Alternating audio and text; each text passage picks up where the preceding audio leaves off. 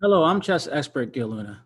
This is part three of promoting a passed pawn and cashing in on a passed pawn.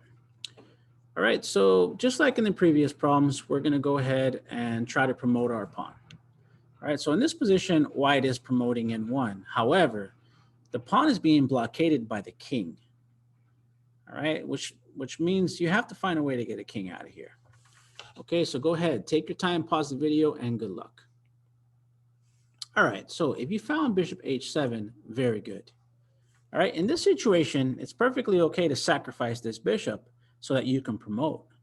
What you're doing is you're forcing the king off the promotion square. So if king takes bishop, not only do we promote, but we have checkmate. All right, the king is being checked. It cannot move, and the queen is being protected by the rook. All right, and if the king decides to come out this way, well, same thing. All right, we have checkmate. All these squares are being blocked. The king cannot take the queen because it's being protected by the rook. So this bishop h7 force out here was the correct move in this position. There's really nothing else that you can do to get this pawn in besides this bishop h7 move. Let's go on to the next problem. All right, so here white is promoting in one. Go ahead and pause the video, take your time, and good luck. All right, if you found pawn to b6, very good. All right, the reason you cannot promote is because the bishop is on this diagonal. All right, and we've seen this in previous problems. All right, when a bishop is the piece that's stopping promotion, we normally have to attack the diagonal somehow. In this situation, we're blocking the diagonal, all right, with b6. So now there's nothing black can do to stop the pawn from promoting. Bishop takes pawn doesn't help. You just take with the bishop. All right, and we're still promoting. In one here. And if the bishop just moves out of the way, well, then we're just still promote. All right, so if you found b6, blocking the diagonal, very good. Let's go on to the next problem. All right, in this position, it's black to move. All right, so you're promoting. You can also just take the rook, right? So what move is better? Take your time, pause the video, and good luck. All right, so if you did pawn takes rook, you were wrong. All right, and the reason is after king takes queen, you're losing this endgame 4 pawns to 2. All right, so it's pretty tempting, a pawn for a rook. But once again, when you have a good move, you look for a better one. All right, so there's something better in this position. And if you just promote in one, well, that doesn't do anything because the rook just takes you. So if you found this very tricky move of bishop to h3, very good. All right, this was a bishop sacrifice. All right, this is a nice little move because if king takes bishop, we take the rook now for free, not for our pawn, and we promote.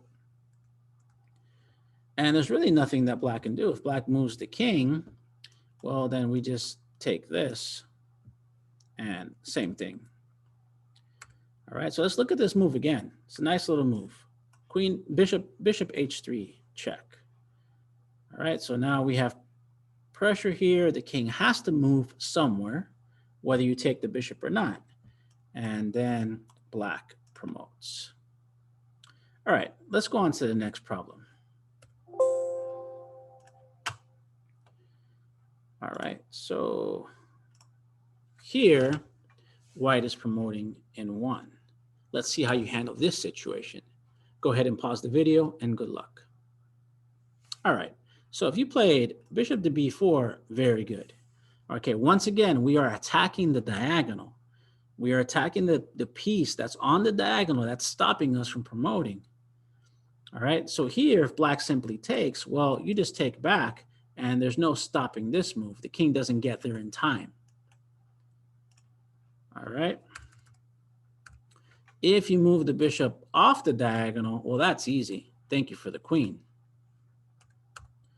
If you back the bishop up, well, we have bishop takes bishop, king takes bishop, and once again, thank you for the queen. So if you found bishop to b4, very good.